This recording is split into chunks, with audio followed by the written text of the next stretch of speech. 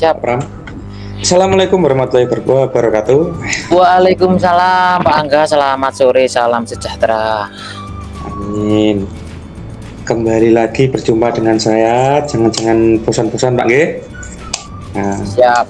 untuk mempersiapkan diri supaya rileks, bisa Pak kemudian ambil napas panjang, lalu tahan 1 jam. Biar rileks Pak. Ya, mungkin bisa disiapkan Pak Dian untuk cemilannya, minumnya supaya lebih enjoy lagi. Siap, tak ambil dulu. Ya. Ya, langgang, monggo. Siap nggih, relax mawon, kita berbicara sesama teman saja Pak. Jadi tidak usah panik, nggak usah gupuh, kita sesi curhat aja, nggih. Gini Pak Dian, mungkin Pak Dian atau Pak Pram mau cerita apa kepada saya hari ini, karena sebuah cerita itu kan harus diceritakan dan sebuah cerita itu harus didengarkan. Nah itu pepatahnya bilangnya begitu. Ini Go, Pak. bukan dongeng tapi cerita. Nah, Mendongeng juga cerita tapi nggak real. Nah. ya, monggo. Cerita. Begini Pak, terima kasih Pak Angga menyempatkan waktunya untuk mendengarkan curhatan saya yang sudah berminggu-minggu ini terngiung-ngiung di benak saya. Mungkin dengan Pak Angga sore ini bisa mengemplongkan bahasanya gimana ya? Kamus bahasanya salah ini, kamus bahasa Indonesia. Bisa melebakan ini tentang masalah pembelajaran, Pak. Pembelajaran PJOK. Di sini ada dua. Yang pertama itu, ya ini termasuk masih berhubungan. 1 dan 2 ini berhubungan. Yang pertama itu minat. Pertama bukan minat, apa itu? Pembelajaran PJOK itu dianggap sebagai refreshing, pembelajaran refreshing itu yang saya tidak suka. Yang kedua itu literasi tentang anak-anak itu rendah sekali literasinya. Begitu Pak. Oke. Samping dianggap refreshing, diajak literasi, rendah minatnya. Saya ingin apa ya? Solusi, bukan solusi, apa ya? Pencerahan sore ini tentang siap.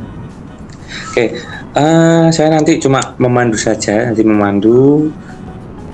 mungkin nanti yang tahu kondisi di sana kan Pak Pram sendiri, dan nanti coba kiranya saya hanya memandu, sekiranya bisa menemukan solusi saja. Apabila nanti ada saran dari saya, nanti ya saya kemukakan ketika diskusi seperti ini. Oke. Ya. Nah, yang kedua, pembelajaran PJOK menurut Pak Ardian, kalau misalkan PJOK itu hanya digunakan sebagai mata pelajaran yang refreshing, atau dan yang kedua literasinya dari anak-anak kurang. Nah, menurut Pak Pram, pembelajaran PJOK yang ideal itu yang seperti apa, yang ada di benak Pak Pram sendiri? Begini Pak Angga, idealnya itu tergantung kurikulumnya. Ya saya bicara dulu tentang KTSP ya Pak. Ya. Idealnya dulu kalau KTSP ya pembelajaran olahraga itu ya fisik, berkeringat, keterampilan, ya sepak bola, voli, kita fokusnya ke lapangan.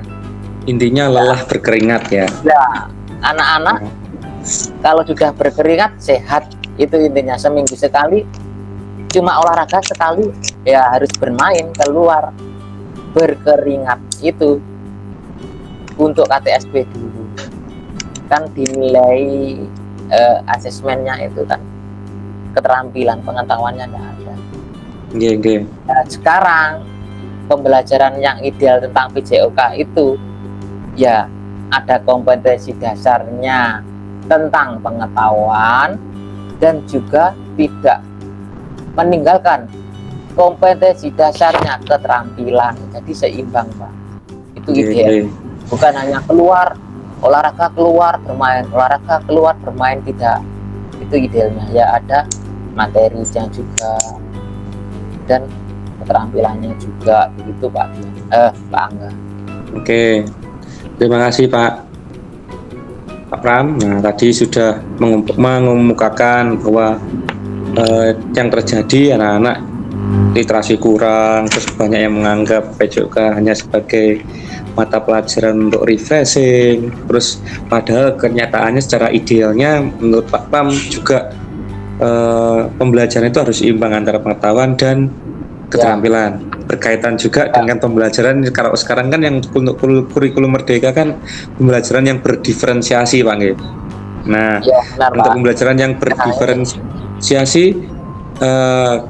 dituntut literasi juga harus bagus karena pembelajarannya berdasarkan literasi dan numerasi. Nah, yang selanjutnya Pak Pramudian. Nah, untuk menunjang pembelajaran itu atau pembelajaran yang saat ini Pak Dian terapkan itu seperti apa gitu loh, berkaitan dengan literasi, terus banyak yang menganggap PJOK sebagai bahan refreshing. Yang sudah Pak Pram lakukan itu seperti apa, kok terjadi seperti itu? Begini, ini membahas tentang literasi dulu ya Pak. Nggih.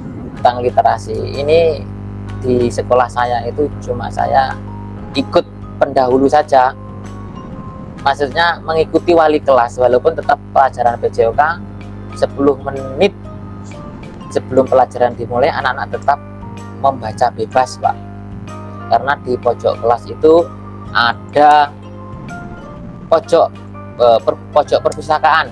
Di pojok itu bukunya macam-macam, ada pendidikan, ada cerita, itu terserah anak-anak mau mengambil yang mana gitu. Setelah mengambil dicatat di buku catatan, hari ini saya membaca buku ini, halaman ini, seperti itu. Tentang minat literasi, tapi ya seperti itulah, anak-anak disuruh membaca ya gojek namanya saja, itu pinginnya keluar Pak, langsung ke lapangan, pinginnya seperti itu. Tapi saya dari pembiasaannya mengikuti dari wali kelasnya masing-masing, mulai dari kelas 1 sudah diajak pojok kelasnya sudah ada, tapi berupa gambar-gambar juga, cuma gambar-gambar apa itu, cerita bergambar maksud saya. Ya. Itu maunya kalau sudah PJOK ya keluar sudah.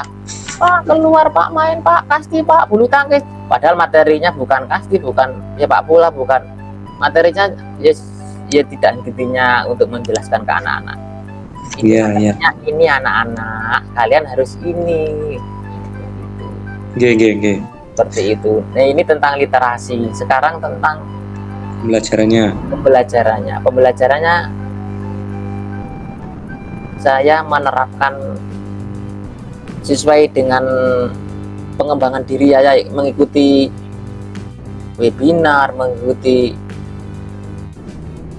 guru profesional dan lain sebagainya. Itu ya alangkah baiknya dengan kreatif dan inovatif, ya membuat media-media yang lebih menarik minat anak-anak Pak. Ya contohnya pembuatan video, digitalisasi, literasi digitalisasi melewati layar proyektor, PowerPoint dan Canva dan lain sebagainya. Tapi ya itu, sebelum pembelajarannya biasanya kita LKS, buku, ya malam harinya mempersiapkan itu Pak semua. Jadi butuh ekstra waktu malamnya hari mempersiapkan itu tiap harinya. Oke. Sebenarnya luar biasa sekali yang dilakukan Pak Pram, termasuk untuk SD sudah dibiasakan untuk pagi membaca, terus sudah berkaitan dengan video, terus yang menarik minat anak, sebenarnya sangat luar biasa. Terus yang selanjutnya Bapak, tapi Pak, walaupun gimana? Seperti itu saya amati dari perkelas, saya lihat ya cuma ngintip gitu, lihat dari layar CCTV itu disuruh baca 10 menit itu kayak nggak greget gitu loh. Dan Oke, kita kan oke.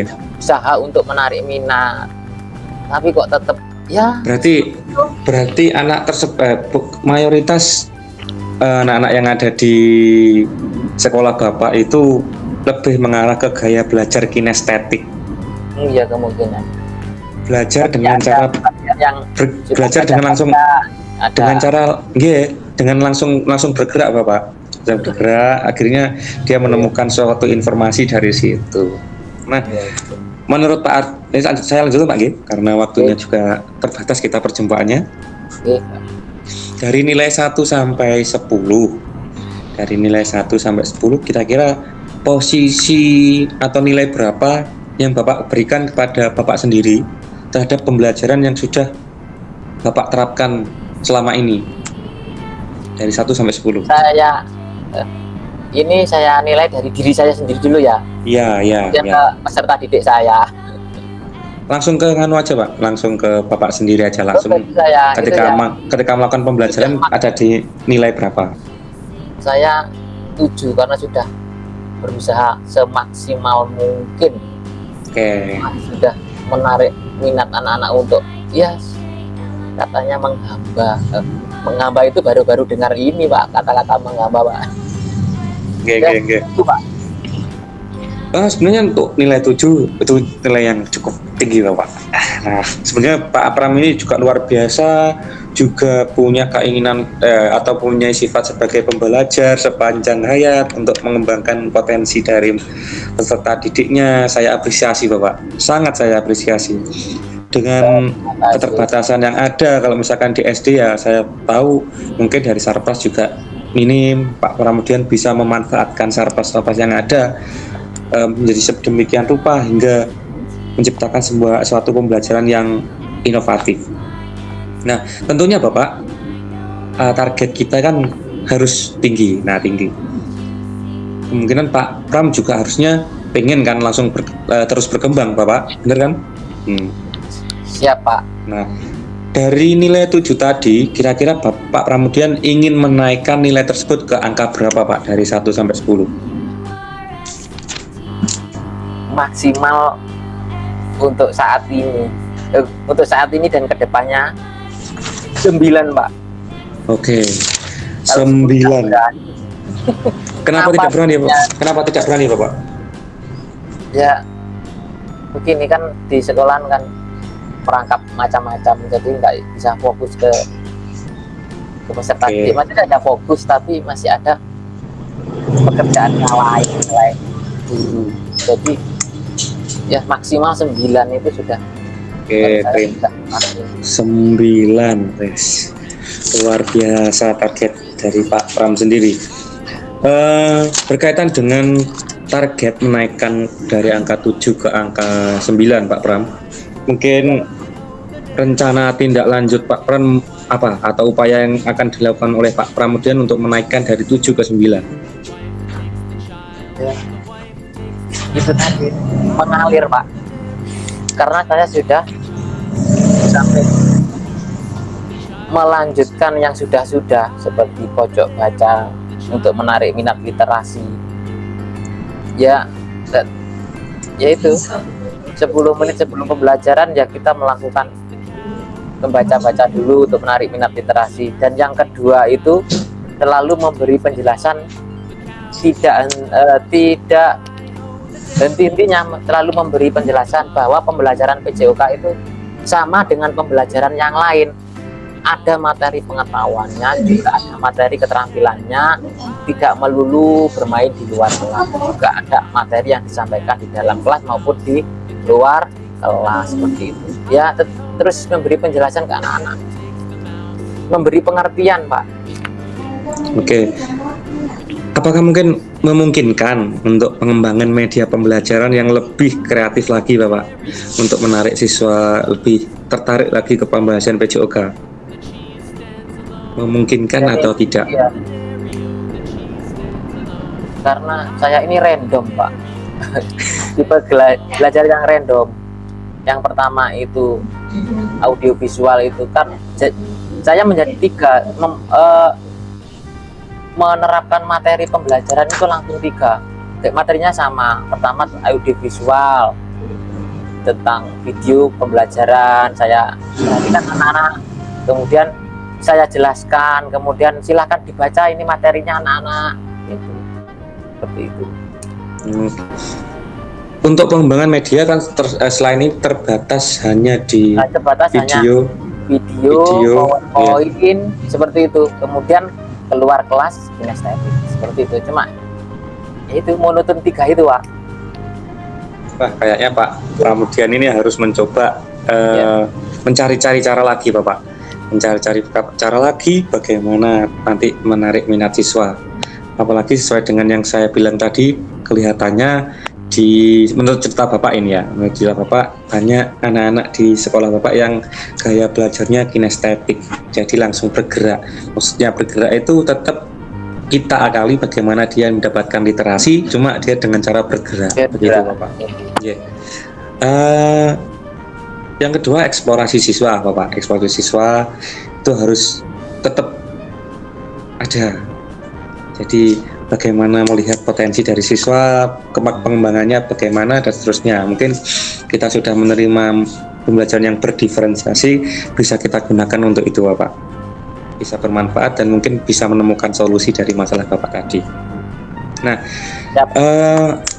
saya rangkum Bapak untuk upaya Pak Pram, yaitu yang pertama tadi bisa dengan untuk meningkatkan angka 7 ke angka 9 dengan cara mengikuti pengembangan diri, contohnya kayak webinar dan kegiatan guru penggerak seperti ini. Terus melaksanakan pengembangan pembiasaan baik dengan pengoptimalan media pembelajaran dan yang terakhir adalah memperdalam karakteristik siswa itu sendiri, Bapak. Nah, kiranya dari upaya-upaya ini akan Bapak mulai kapan? Dan targetnya selesai kapan, Bapak? Kalau dimulai ya sesegera mungkin, Pak. Ini demi anak-anak, demi kebaikan dan peningkatan pendidikan. Pendidikan di anak-anak. Untuk targetnya selesainya kapan? Nggak ada selesainya. Ini belajar itu tak ada hentinya, terus berkembang. Seperti itu, Pak. Bagus sekali, belajar yang tidak ada hentinya. Untuk membuat metode atau model yang seperti Bapak sampaikan tadi tentang lebih ke menarik minat anak-anak, tidak monoton ke itu saja, PowerPoint, video dan lain-lain. Mungkin kita mencari-cari cara yang bisa bermain juga mendapat literasi. Beberapa pertanyaan terakhir Pak sebelum saya akhiri karena waktunya juga terbatas. Apa yang Bapak dapatkan dari pembicaraan kali ini? Satu kata, Pak, cuma satu kata. Gimana Bapak? Bisa dijelaskan? Satu katanya cuma bermain juga mendapat literasi. Nah, berarti bermain dengan mendapatkan literasi itu harus segera direalisasikan Bapak, nggih? Sudah ada pandangan ini kelihatannya, Pak. Nah, segera pakai tapak gunung, loncat-loncat, terus ambil kertas, ada tulisan apa aja. Bisa dengan permainan ular tangga dan seterusnya, itu bisa digunakan, dimanfaatkan. Bermain juga literasi. Mungkin anak-anak ini lebih suka ini. Tidak menonton video dan lain sebagainya. Dari awal perjumpaan kita, Bapak, Bapak sudah banyak sekali bercerita. Bapak juga sudah mempunyai rencana tindak lanjut, sudah punya program yang harus dilaksanakan, Bapak. Saya kira itu semua sudah menjawab pertanyaan Pak Pramudian selama ini, kegundahan Pak Pramudian kali ini. Pak, benar. Ya. Yang terakhir, Bapak, sebelum saya akhiri. Pak Angga. Sebelum saya akhiri. Obrolan yang bermanfaat. Nah, bagaimana perasaan Pak Pramudian pada hari ini setelah kita berkomunikasi panjang lebar tadi menemukan solusi dari permasalahan Pak Pramudian? Satu kata lagi nih, Pak, nggak banyak kata ini. Tersenyum gitu. Tersenyum. Tersenyum karena apa ini Bapak? Tersenyum puas Pak, karena ini ada metode baru nanti bermain dan literasi. Oke. Akan saya Oke. terapkan ini nanti. Semoga bisa terrealisasikan Bapak. Amin. Semoga bisa terrealisasikan. Pak Pramudian juga diberikan kesehatan agar mempunyai nanti berinovasi terus dalam pendidikan, terutama untuk Ya, lingkup kecil di sekolah yang Bapak ajar. amin. Apabila nanti ada sesuatu yang kurang atau memang perlu diperbincangkan, monggo kita berkomunikasi lagi seperti ini agar bisa menemukan solusi-solusi dan kita saling sharing. Seperti itu Bapak. Ya Pak. Mungkin ada unek-unek lagi Bapak yang belum disampaikan sebelum saya akhiri. Oke. Karena waktunya katanya terbatas waktu. Kayaknya banyak Pak. Alhamdulillah. Ya. Mungkin saya akhiri perjumpaan kita pada pada sore hari ini. Semoga bermanfaat Pak Pam. Siap. Sekian, terima kasih. Wassalamualaikum warahmatullahi wabarakatuh. Waalaikumsalam. Terima kasih. Salam sejahtera untuk kita semua Pak Angga.